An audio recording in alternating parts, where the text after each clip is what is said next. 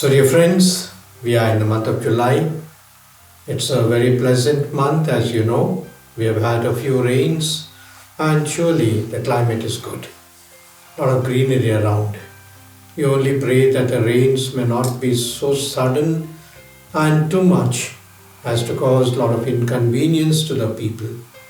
We have already seen some photos where the vehicles are submerged, people are finding it difficult to cross, and a few accidents also. There was that, perhaps you must have seen it on the WhatsApp media in Lonavala when a family of about 6-7 people were just sort of perhaps must have gone for a picnic. They were standing on a rock, and suddenly, with a gush of waters, everyone is gone into the waters. So let us also be careful, pray to the Lord. I begin with my reflection, as it were, on the Sunday message, the Gospel, and the other readings. We have a beautiful message today, which is an experience of everyone, an experience of rejection. Rejection. It's terrible to be rejected. Gut level, you feel that when you are rejected, when someone does not accept you, someone perhaps hates you, someone avoids you. Rejection. Recently, there was a woman who came to my office and was bitterly crying because her husband had rejected her. It seems they were married, or sort of a love marriage, but within 2 years, everything soured, and according to her, the husband was perhaps friendly with someone else, and having found another woman, he was rejecting this woman. She could not accept it.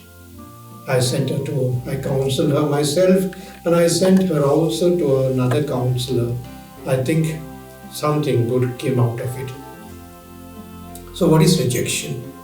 Rejection is that you expect someone to accept you, but then they distance you, they avoid you, or perhaps they even throw you out.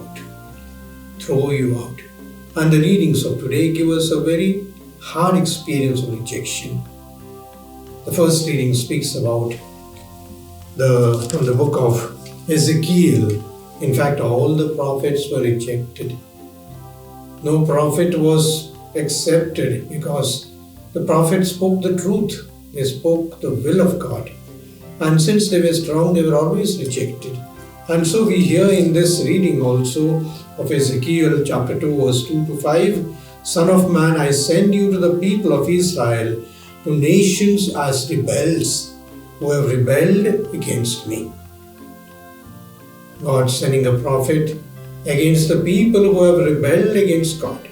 You can imagine the fate of that prophet, because he was rejected also.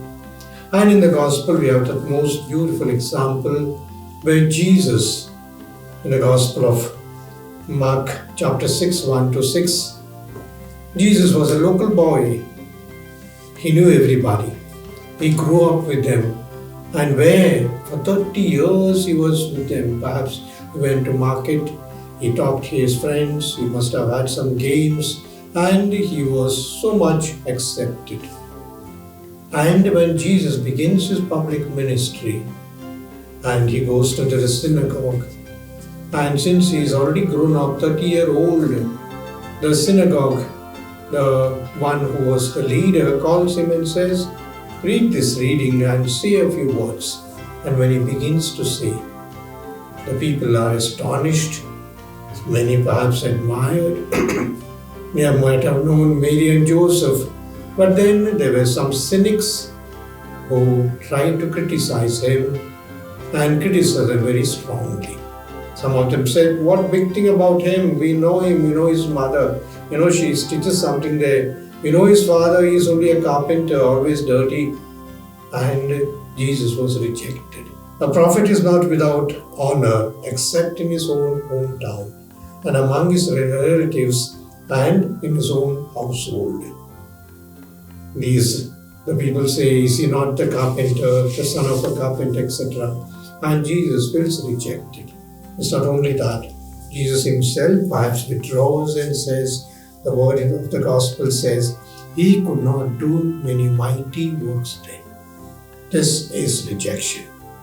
Perhaps there are two types of rejections. One is we are rightly rejected. One is we are wrongly rejected.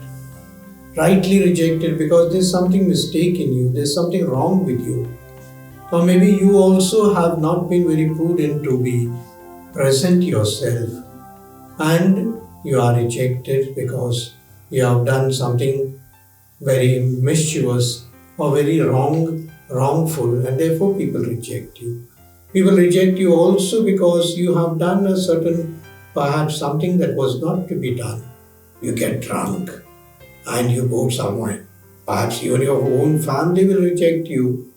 Or perhaps you have done something that was not accepted in the society, and perhaps you are also rejected because of your own weaknesses, because of your own perhaps passions, your anger, your outburst, and you are rejected. St. Paul in the second letter today, letter to the Corinthians, says that perhaps we are rejected and we feel low. Many of us are discouraged, perhaps some are even despondent. But St. Paul consoles us. My grace is sufficient for you, for my power is made perfect in weakness. We are weak. Perhaps because of our weakness we are rejected. Our moral weaknesses, our physical weaknesses, our mistakes. But then St. Paul gives us his consolation. And so St. Paul says, perhaps you are weak, but that's your strength. That's your strength, because when you are weak, you have become humble. You go to God to ask God's forgiveness and also help and support. And so St. Paul says, I am content with weaknesses, insult, hardships, persecutions and calamities, for when I am weak, then I am strong. I also spoke of what's called rightly rejected and also wrongly rejected. Sometimes nothing wrong with you. You are perfect. You have done well. But then still you are rejected. Maybe someone is jealous of you. Someone spreads wrong news or perhaps gossip about you. And for no fault of yours, you are rejected. That's the case of Jesus. He did no wrong. He was always right, but then he was rejected.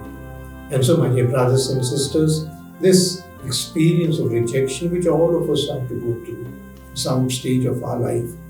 But let us remember that perhaps rejected by the people, but never by God. Because God accepts us even in our rejection, in our weakness. Let us pray, ask God for His grace.